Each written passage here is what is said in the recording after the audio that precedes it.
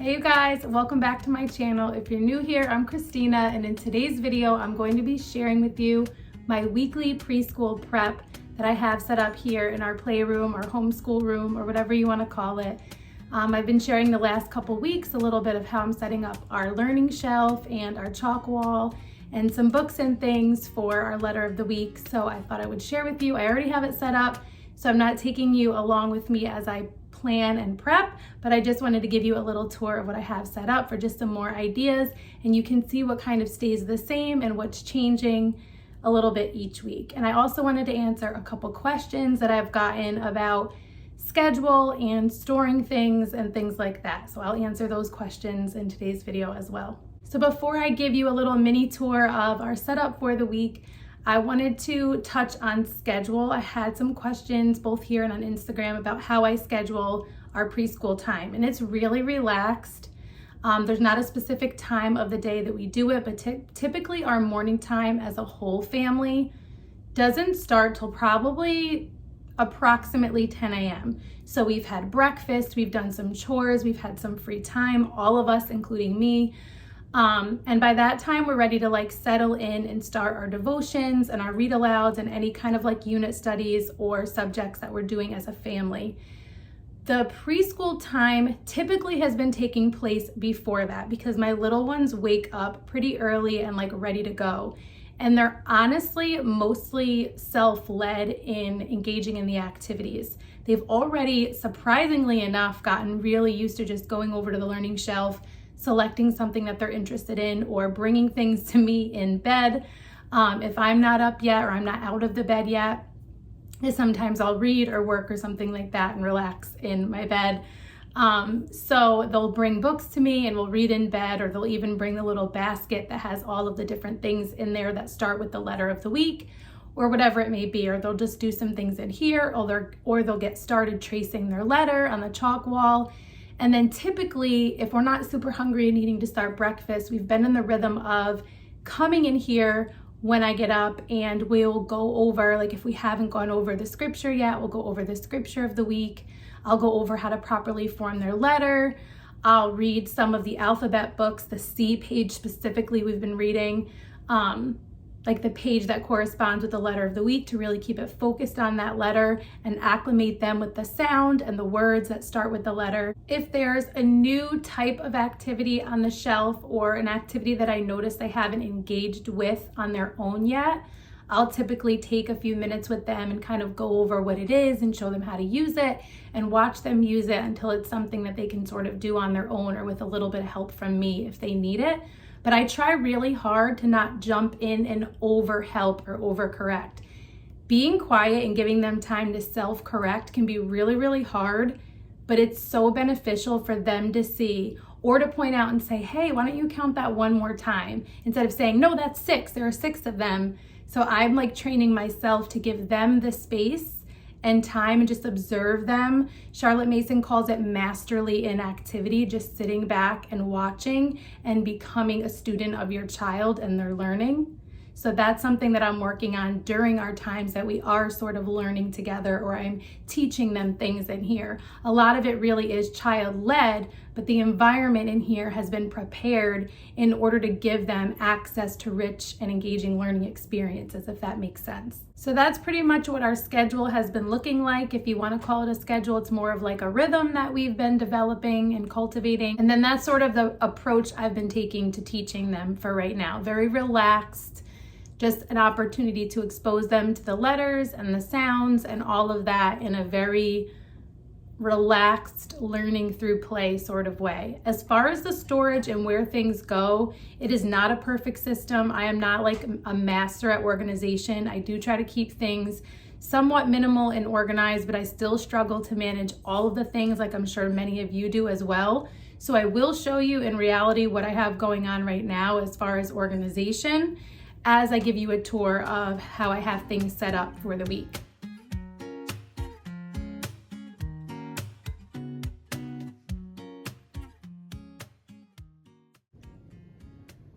So this is what I came up with for our learning shelf this week for C week. I pulled out the book Over and Under the Canyon to focus on the fact that canyons start with a C. I pulled out all of the C cards, all of the birds that start with C, like I've been doing the last couple weeks for A and B. But because this one is the canyon wren, I thought it would be cool to put it up here near the canyon book. Then of course I have my wooden Cs. I have a cave, like a little wooden nesting cave for them. Clouds, both of these are from Grimm's Wooden Toys. This is from a complete weather set, but I just pulled out the clouds. And then this cloudy card, this was from a previous bundle like 2 years ago. I don't even remember where that one was from. This I need to still put my C's on it. That I haven't done yet. So I will do that at some point today. I have my C is for camping book. I have this little card from Play Your Way to Reading, little dry erase. I have caterpillars, chrysalides in here, so 2 different kinds of caterpillars, 2 different types of chrysalides. I have these little corns from my fall knowledge crates. It was like part of the Play-Doh accessories kit. I have the little C acorn, which the acorn alphabet was also in the fall knowledge preschool crate, the preschool knowledge crate for fall. And then each of them have a little toy in them that starts with that letter. So there's a car in there for the C. There is a little cup in here from my recent Love Every kit that I shared in a previous video. Then I have, this was from a previous knowledge crate, just a count and clip card that has caterpillars on there. These are part of like a farm themed learning kit from Homeschool Compass. This was a freebie, so if you look up Homeschool Compass, they have lots of freebies. These are just clip cards, but these are like beginning sounds. So cow, corn, and cat are here. And then I just put the clips down here. And then I have these little cows, which we got when we visited the Almanzo Wilder homestead a while back. These were like in a little gift shop. So we have those. Then I have this calm down circle. So C is for calm. So this is my social emotional learning aspect of the shelf this week. I try to have math, literacy, and social emotional learning. And then usually there's nature study woven in. This book goes through big emotions and uses the calm down circle. So that's kind of a cool connection. Then on the bottom, in this little basket, I have my ABC Here Do cards that gives them like the sound and like a visual and emotion for making the sound that C makes. These are all of the bird cards that start with C. This is the little card that goes with the cup in here from my Love Every kit. Then I have just a bunch of different Montessori 3-part cards from all different units. So this one is from my Adirondack alphabet unit, or A is for Adirondacks. These right here, these black and white ones are from my herbs and foraging guide. So I have calendula and chamomile, I think, in here, yep. And then the columbine one is from the meadow guide from the Peaceful Press, which is like a preschool guide that we did in the spring. And then all of these are from different For the Love of Homeschooling early learning packs. So they can go through and match those up as a little activity for engaging with C. And then C is for carrots. One of these is missing, which is kind of a bummer. I've been looking for it, but.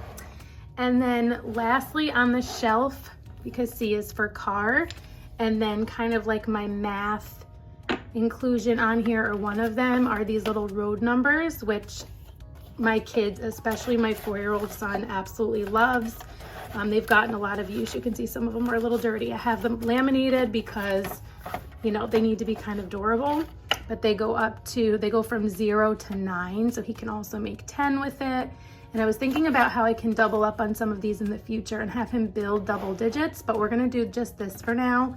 Another idea I had was if he gets bored with this, to put a basket of cars with it, and then he can put the amount of cars on each of these, or like on the road. That's another way he could do it, like 1 car on this road, 3 on this road, that kind of thing. And then on the side, I don't usually put a ton of stuff on the side of the shelf. I try to stick to what fits on the shelf, but also I thought it would be cool to do C is for cabin, because in a lot of our traveling over the summer and this fall, we have done, we'll be doing a lot of cabin stays. So I thought that would just be fun for them to be able to build a cabin. And then I also moved things around just a little bit because I did have like our days of the week and weather board from Love Every over here, as well as these emotions over here. So I switched things around. Also the timer from Love Every was over there. And so over here, I just kind of moved all of these things, and I added in this book from the Summer Knowledge Crate because it goes through the ABCs, and each page has different things on it that go with that letter. So I have all of the books from Fall Book Club up on this side. This is not all of the ones in the guide, but all of the ones that I checked out from the library and that we owned. And then this side, I combined some of the Over and Under series with our alphabet books and some of their hands-on learning activities. So this is where I ended up moving their Love Every board with the days of the week and the weather and stuff like that. And then I put the month card here, their timer there, that book was already there, and their little sign language poster. And then I'm doing obedience this week with them for our character trait. These are from September & Co. I've mentioned that before. And then I chose that one because the scripture of the week is children, obey your parents in everything, for this pleases the Lord. These are from Pippin J. Papery, and those are kind of what's guiding our weekly scripture memorization. So each week I put that right up there. And then sometimes I'll put like something that starts with the letter of the week. So C for clouds, and then the cursive and the print for my 8, 4, and 3-year-olds. Storage and organization. I do have this big basket up here where I store some of our things for the learning shelf and just some of our Love Every toys, and then there are some things behind it as well. So I love that use of that space that can often be dead space. I love that corner shelf that my husband built. And then in this closet is where I keep a lot of our homeschool stuff. So it's probably a mess. I did not clean it for this video. It oftentimes needs to be like cleaned and reorganized. There's a lot going on in here. So like games and things like that go up there. And then I have some curriculum and books and extra paint. Like you can tell this actually needs to be reorganized. Wooden puzzles and like sensory boards and things like that are here. These are different like curriculum units that I've organized like in Ziplocs and things like that. This has more wooden toys in here, some wooden trays. Also, like my vacuum is in here. This is a balance beam. And then down here, I have like more baskets of toys. So like these are bins that they can pull out, or I can pull out for them. Like this is their bird busy bin. And then this is some wooden houses. This is like music and play scarves. These are all their little like Love Every people and sleeping bags. This is like a little campfire set. And then just some Love Every houses, Melissa and Doug house. There's a random Hess truck in here. Their little brooms and things like that are in here. So this could definitely do to be reorganized. Same thing for, this is a over the door shoe organizer. This is where I store a lot of our extra supplies and things, or things that I don't want them to have easy access to, or some of my things like staplers, corner hole punch, my big scissors, Velcro dots, things like that, like extra flashcards. Like here's where like the months are that I pull out for the month of the year. Lots of that kind of stuff. This was just stuck in here. This is bananagrams, but here's like theology cards, and these are really cute. I actually forgot about these. These are like a nature scavenger hunt cards. These are the Pip and Jade papery scripture cards I was just showing you. Here's our September and Co. manners cards. This definitely needs to be reorganized. This is usually like dry erase sheets and little posters and things, but there's a lot of miscellaneous things in here. Or I'll put extra paper, like scrap paper. Instead of throwing it out, I leave it for the littles to just play with. So that is one of the main places where things are organized. And for full transparency's sake, right around this corner in my hallway, I have knowledge crates and Love Every kits that I need to figure out what I'm doing with them. So I need to like pull out the extra things and find places to put them in here or upstairs, and then like overflow that I don't use on a regular basis, like say summer things that we're not going to use again, I'll put down into my basement. I know I won't be using them again for almost a year, so that's like the overflow storage. Okay, you guys, I hope you found this video helpful, seeing another example of my weekly setup for my 3 and 4-year-old. Let me know if you have any other questions that haven't gotten answered yet, or any questions that have come up while watching today's video. If you like this video, please give it a thumbs up. Let me know down in the comments below if you're finding these weekly preschool videos helpful. If you're new here, introduce yourself. I love to get to know you guys, and definitely come follow me over on Instagram if you are not already at rooted_homelife. I share lots of more day-to-day things and stuff like that, and stories and posts and reels over there. So if you want to see more than just once or twice a week, definitely come follow me over there on Instagram. I hope to see you soon in one of my next videos, and until next time, stay rooted.